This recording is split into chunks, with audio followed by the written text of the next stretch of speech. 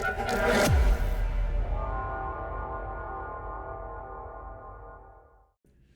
right, so getting into the morning, obviously, overnight we did move quite a bit. I think we moved about 80 points in London session. Correct me if I'm wrong, but I do believe it was about 80 points.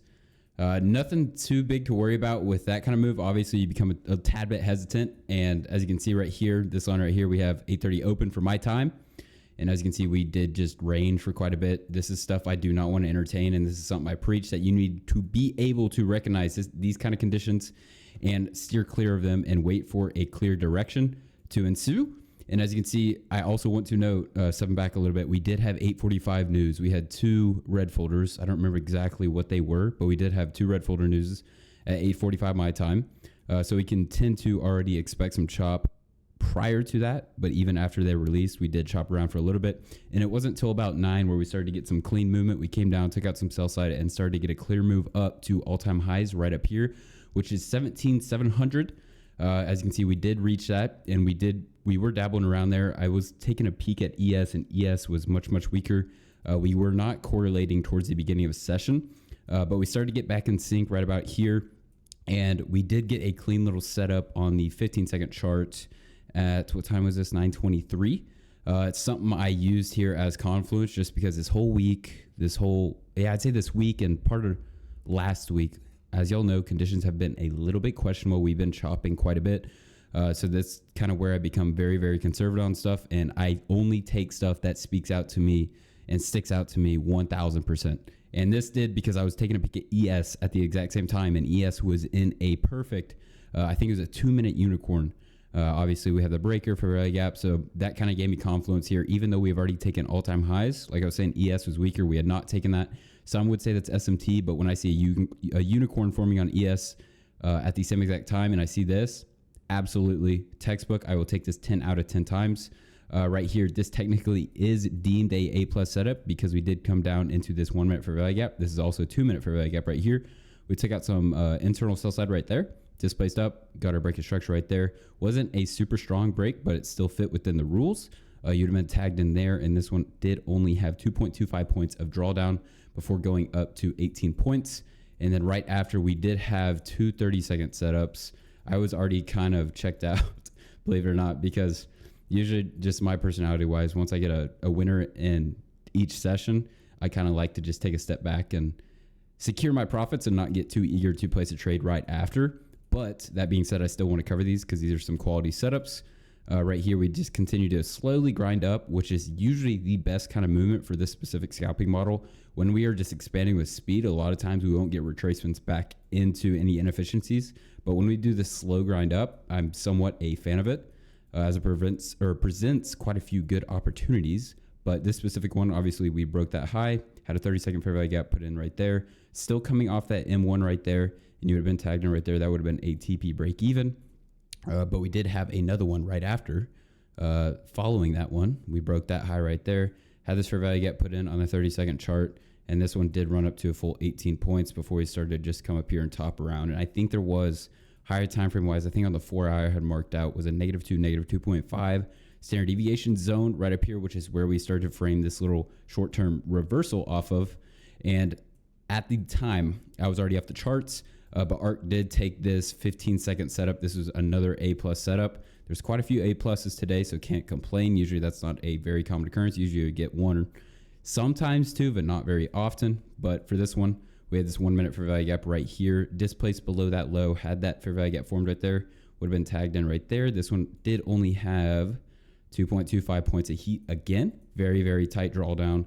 Nothing too crazy going against you. That's what happens when you take A+ setups and setups with conviction, is you won't have much drawdown, which is a huge, huge plus, especially for the people on Apex with the intraday trailing.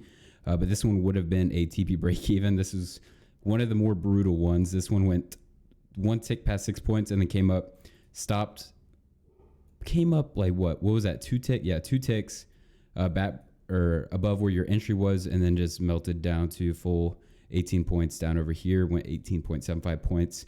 And this is another key thing that I think a lot of people still struggle with, that I wanted to make a note of, is never long in a bearish inefficiency. Obviously, if you look over here on the 1 minute, this is probably even a 5 minute fair value gap right here.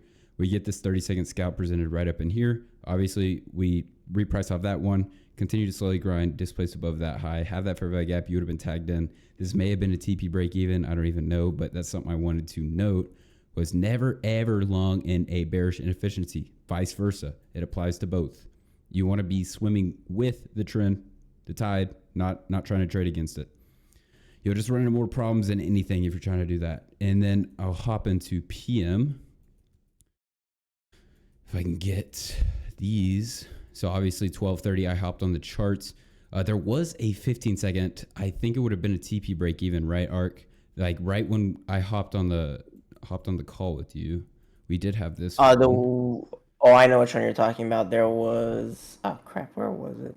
No, I have it. I already have it marked, but let me go over on the 1 minute right here. So we came up, we took out some buy side right up here inside. I believe this is another 5 minute for value gap. Oh, I'm on the wrong thing. Wait. No, I'm right. I was just zoomed in a little too much. We took out some buy side up there. I think that was a 5 minute fair value gap, displaced, inverse that 1 minute. And we got a scalp setup present right here. This is on the 15. This would have been, actually that went 5.75. And that would have actually been a good winner, but I literally just hopped on the charts at the exact time. And I will That's never, right. We were talking about it right when you hopped on. Yeah, I was like, dude, I just got on. I'm not gonna immediately get into a setup. I need to wait and get a feel for the market and see what it's doing. But with that said, there was one right after, kind of seeing. I zoomed out a little bit, saw where price was, and kind of wanted to identify a little drawdown here because we had all these resting lows right down here, as well as this very ominous low right there. And we did get a 30-second scalp right here. This was brutal. Right here, you got passed by a tick again. So it hit 6 points, came up, went one tick above where our entry was. And then this one melted like 40 points. So if you're holding runners, congratulations. That's something I want to cover. This is not super common with this model. Usually, especially with the conditions we've had recently, we've been ranging quite a bit. Not ranging, but we've had like impulse moves, range, impulse moves, range. And I mean, this is just something that's you're either going to have to deal with. If you're pulling one off at 6, you should be fine. It's not something to worry about too much. But I know I think it's Derek who does. Obviously, this is not how I trade the model, but he does, I think, after 6. It may be Brendan. I don't remember. I don't remember off the top of my head. But he goes. I think it was Brendan. I think it was Brendan. He goes. He puts a stop to 6 after taking one off at 6. Yeah, it was Brendan. It's the Brendan man. But he goes. He pulls a stop to 6 after taking one off at 6. So it's technically would be a net break even if it came and stopped you at 6. So that does, especially in these kind of conditions, that does save you quite a bit. And then right after this one, we did take. Today, I will say I was playing a little bit defensive. I was going break even about 5.5-ish points, just because what I've seen in the market these past weeks. I'm not trying to get caught up in anything. I will say this is not the greatest play. I'm not very proud of it, but it was still technically a break even for me. But getting into this, I had reason to believe we were going to come up to these highs because we had a very ominous high in this big fair value gap, and usually those will get turtle souped or taken before we continue to move down lower, taking out sell side. So that was kind of the thought process here, as well as we did inverse this 1 minute. I believe this was a 15-second, if I remember right. No, it was a 30. It was a 30 on that one. Yeah, it was a 30. But like I said, we did inverse that. I did kind of want to see us come up here. That was kind of my thought process here. Maybe reach back up in there in that upper fair value gap before continuing down. But that was the second trade that I took in PM. And then this one was another 30-second TP break even. Right here, this is technically another A+. A lot of A pluses today, which is awesome. We broke this low. This, again, is not very strong displacement. I don't think we didn't take this, did we? Because that displacement was questionable. We didn't take that one, yeah. But it's still a good example that technically fits within the rule requirements. Obviously, like I said, in these kind of conditions, I'm going to be really picky. And when we're kind of just already in a steeper discount like this, obviously we have cleared out some sell side. We do have this down here, but that's just something to keep in mind. But this is still a quality A+ by the books. We have this 1 minute for a value gap we displaced off of, broke that low by a couple ticks with the body. You would have been tagged in right there. And this one, I think, would have still been a TP break even. Yeah, it went 6.75 points before coming up again. This is where Brendan's little trick comes in handy because you would have been fine on that. But I believe in regards to the scalping model, that was it for today. So if y'all have any questions or any setups you want me to cover, just let me know. Floor is yours. And if you have any input arc or anything that I missed, just let me know. No, nothing you missed really. The only other one I took was that 2 p.m. 15-second. That was like TP1 break even. Oh yeah. I'll cover that one real quick. Okay. It's TP1. I was in the other trade at this time, but there was this 15-second right here. 2 exactly your time. Did we come off of M1 right there? Yeah, it just priced into it bearish M1. Yeah, right there we had that M1. Another A plus today. Crazy. Obviously you'd have been tagged in there, and there would have been an ATP break even. 6 points would have saved you if you went 6 point stop. Yeah, on all of them today. Pretty much. Pretty much. All good. It's part of the game. Yep. Got to be defensive in this market. Once you start getting clear moves without just like questionable, just whipsaw.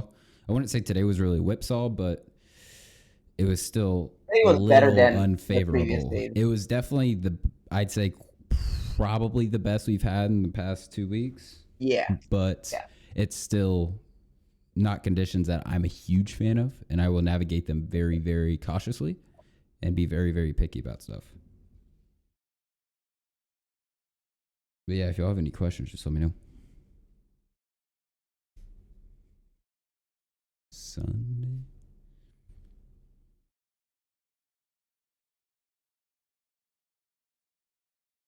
God. I feel like I was talking really fast. I don't know why that just popped in my head. I mean, I'm kind of used to it. So wait, where's Yama? He was there, and now he's gone. He bailed. Not cool. Not cool. Maybe he took what I said to heart. I was like, not cool, man. It was not funny. It was not funny.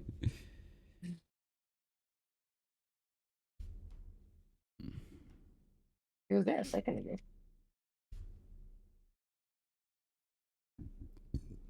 AP, nice day today. You're trading a bunch of different accounts, or was that? Yeah, no, I was trading 3 different accounts.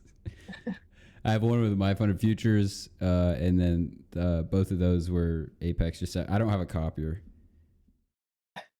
I need to get a copier really bad. It's just like I'm bouncing between the Apex one or the Ninja Trader. I think the Apex one makes more sense because I can add the trade of it. Save some for the rest of us. Hey, I wasn't the only one that did. I mean, Rafi fucking killed it today.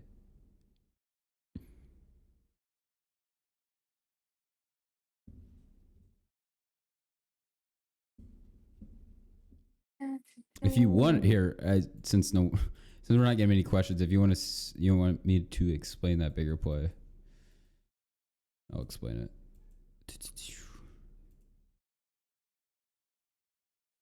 Inversions were killer.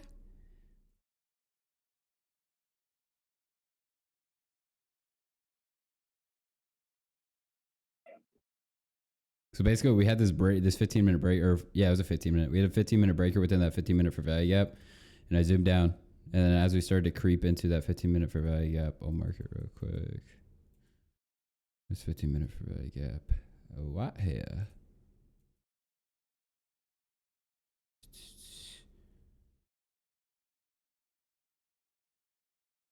I literally just turtle souped those highs. I saw a bunch of engineer liquidity down there.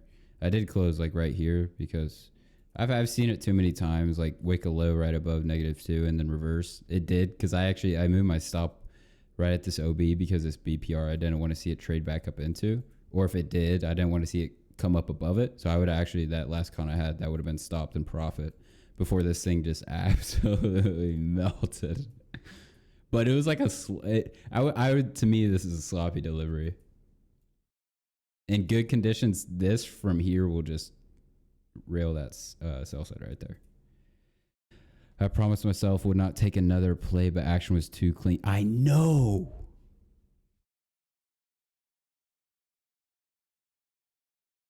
Like usually after those two TP break evens, I would have been like, yeah, you know what, whatever, I'm gonna call it.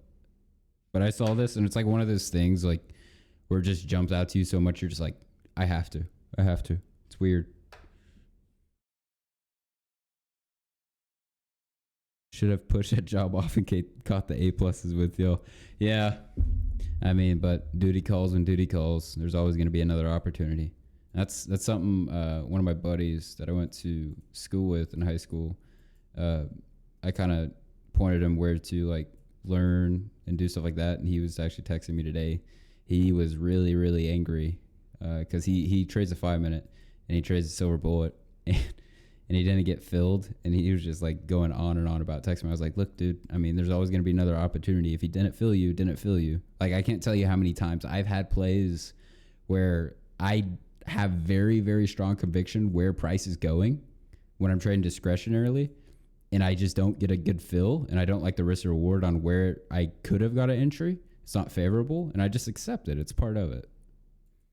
There's always going to be another opportunity. There's always going to be another day in the markets. I mean, it's not going anywhere. Maybe 4X. 4X might die. I don't know. That CBDC is a tad bit scary. Oh, yeah. And for that one, I just had stop above that, the 15-minute fair value gap.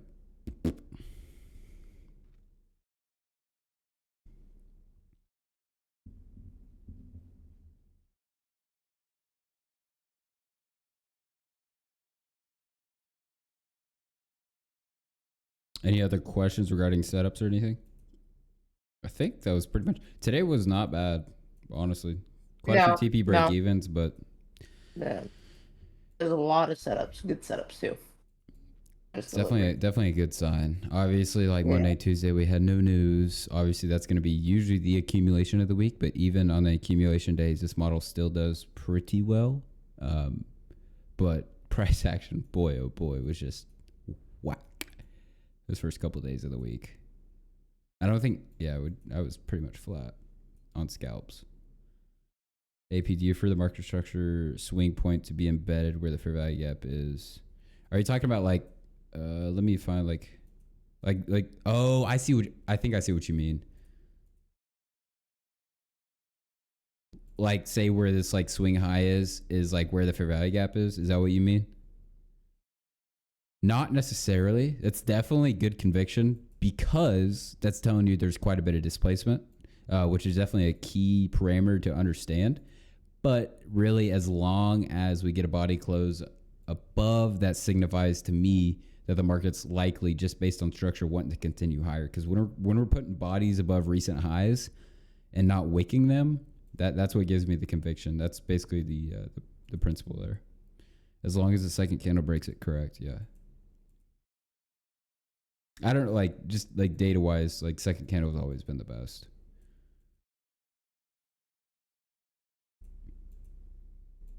I don't like, to me, like I still don't like, because I know ICT, he'll like count market structure shifts as like a wick.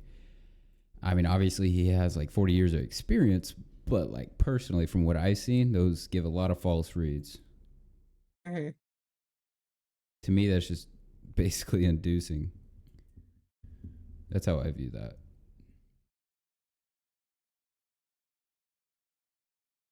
It was tits in the PM session.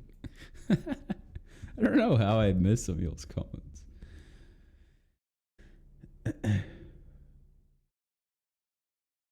Yeah, he has. So, kind of rethinking about it, right? Because it's definitely a fun topic to talk about.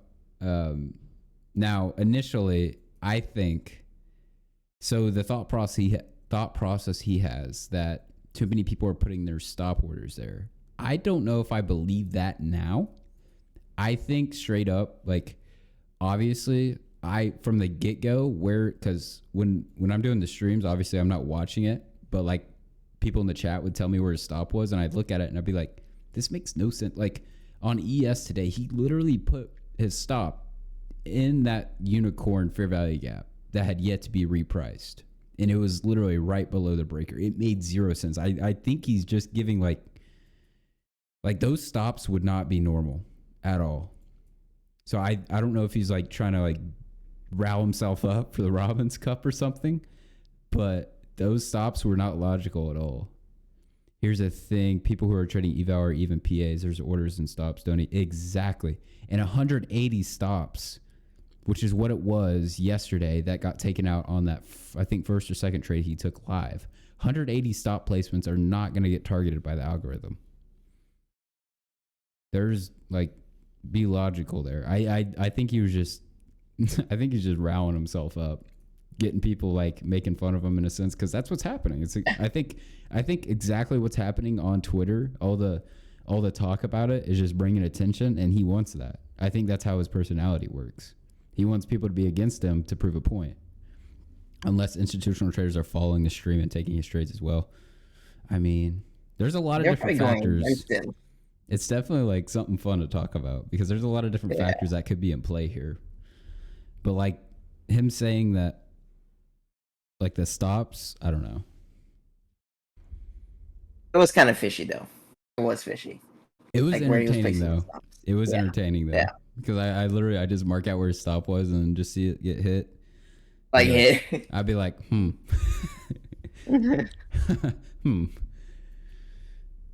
Gave me the warm and fuzzies on that side. Stops were questionable for sure. Absolutely. Yeah. Like on ES, I'll pull up ES real quick. I'll show y'all where his stop was. I think I still have this marked. If not, I can go back to it. Yeah, I still have it marked. Because I remember seeing this. I was like, oh, this is an ES unicorn. When they told me to stop, I was like, why? His stop wasn't it literally at that fair value gap, if I stand corrected? Something, 15.5. It may have been, it was 4916. I'm pretty sure. Yeah. Pretty sure. It was literally right in that fair value gap. Obviously, we have this breaker right here, right? Breaker, fair value gap, unicorn, one of the best algorithmic signatures. We came up into that breaker, but that's not going to be deemed as a breakaway. Shouldn't it be? Fair value gaps hold, in my opinion, fair value gaps hold more power over singular breakers.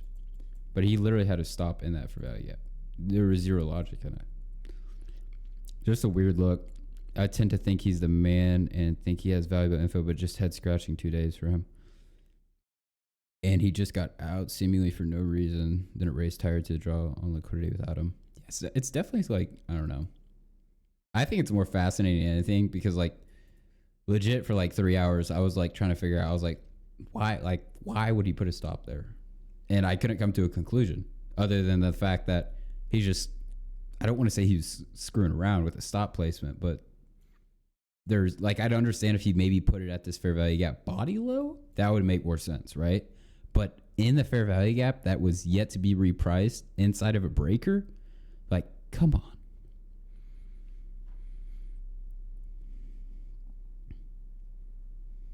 Yesterday he was selling into blatant CISD SMT order block that worked perfectly. Yesterday, I thought he lost like all the trades yesterday. At least on live. I think he was 1-4. Oh, that's right. I think because he got a winner right before. Right before he went live, right? Or was it during live? Yeah, I think it was before he went live. Trade by Matt special. Off-screen trade. Off-screen trade, yeah. 1 then 4 losses yesterday. Yeah, that made me feel good. I think he took winners in the PM too. Probably. I don't know. All I know is like this year, this Robbins Cup is going to be awesome to keep up with. AP, what do you think the 15, 30-second setups that take high time frame swings like the M5, M15 versus without an M1 for value gap to reprice into but give a 15, 30-second model? I've been looking at back-to-back tests, but yesterday there was some good setups off sweeps. Let me reread that. The take high time swings like M5, M15, and reverse without an M1 for value gap. Like, are you talking sweep about and then countering up? Like say like say in this example we have buy side, right? Are you just saying like if we take a sweep and there's no M1 to like reprice into up here and we get a scalp like right there? Is that what you mean? Yes. Yeah, no, I'm completely fine with that, honestly, because think of it this way. To me, that's just In a sense, that's just a fractal version of the 2022. Or yeah, 2022. My bad. Like, for example, right? If we have like a 1 minute fair value gap that is like under discount of the range, right? Putting some 2022 logic in here, and we get a scalp set up right here, like right here. I'd be a fan of that. I do keep 15 and 5 minute swing points. Yeah, as long as there's like if there's a M1 for value gap up here, I would like to see that inversed, like right here, inversed, and that scalp there. But if, like as in this example, if there's just a single M1 down here that has yet to be like mitigated or repriced into, and just open one, that could be used as a good little target. But like the reason I'm being so picky in these kind of conditions is I know the win rate of the A plus is extremely high. So when we're in improbable times, improbable conditions, I really want to only identify those and trade those. Because it's like that conviction, like without even needing like real conviction. I don't even know if that makes sense. But once we start getting like cleaner, absolutely. All day.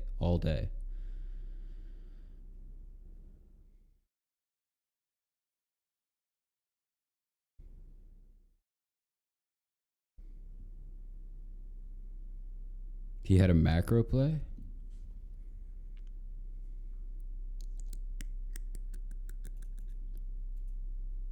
In AM or PM? Or do you remember? PM. There's like a gazillion macros in PM. I thought it was funny yesterday. Did he say that on his I think I saw a little like snippet of it on someone posted on Twitter of him like railing all the people that are making up these fake macro times, like 103, like just these like random like 106 you long, and you'll be like, I don't know. There's this dude on Twitter, I don't remember his name, but it was a joke. Like they would just be like, and it was like all like hindsight. He literally paper traded too. Like his live executions were like paper trading on TradingView that he'd post. I'm like, what? Somehow he has like 7,000 followers. The voice crack, jeez.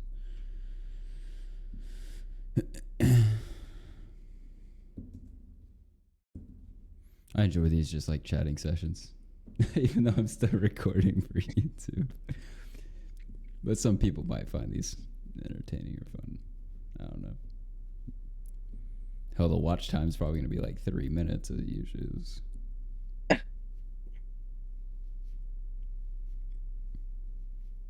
People's attention span is crazy these days. 100%. Like on my main model video, this is random, but my main model video, I was looking at the analytics, and like it's like I think it's like a 35-minute video or something, and the average watch time is I think 5 minutes. It's terrible. I think when I first started off, I watched that like 3 times.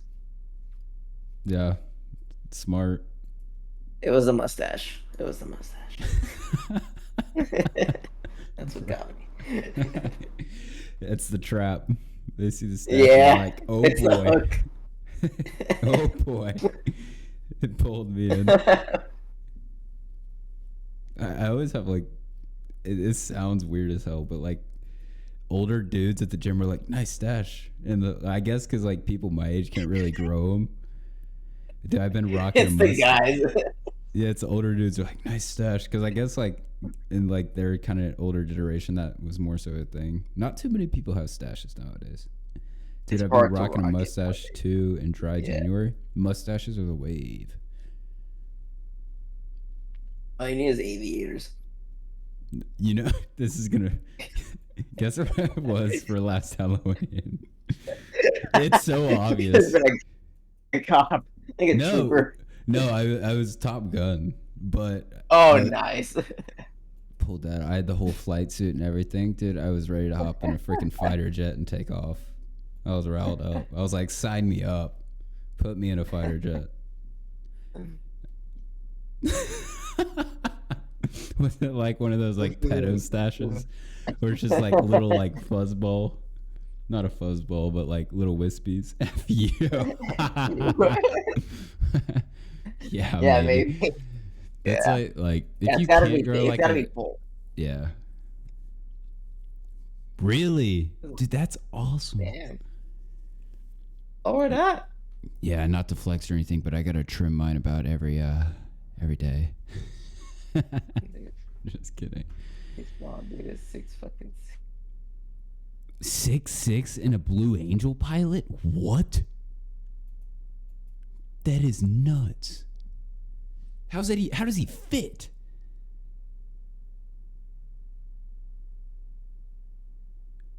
I've been in a couple like small airplanes, not near as small as the like a fighter jet cockpit, and I'm only like 6'1", and I like was tight for me. That's crazy. They probably had to like custom make him like custom fit the freaking fighter jet. He kept the canopy open. All right, well, 6'1" on my online profile. Dude, I got the short jeans from my family, dude. It's actually ridiculous. Short jeans, my ass, 6'1".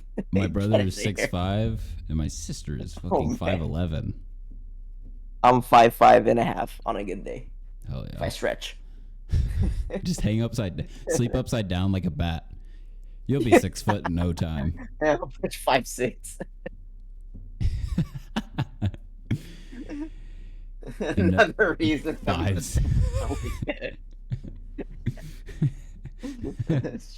It all ties in. There's a lot of aspects that have to work together to pull off a stash. No, but like really, it's just because like a beard would make me break out, and I just hated it. I have a full-on beard now. The beard doesn't actually break out if I shave. Really? If I leave the beard, I'm good. I don't know. I just like I'm acne prone, I guess. And be able to go beard. Get one of those like roller thingies. That's what I use. I use the derma roller and like beard growth. Really? It works. Yeah, it works. I just have testosterone at like 1,500 Yeah. milligrams per deciliter. So I'm just I put different. human growth hormone in it too, so that might be the cause. I'm on 12 different SARMs actually. So yeah. Just kidding. Just kidding. I get my hair's good genetics, I guess. All right, we'll give it a couple more minutes, and then I'm gonna go ahead and end the YouTube recording. Oh.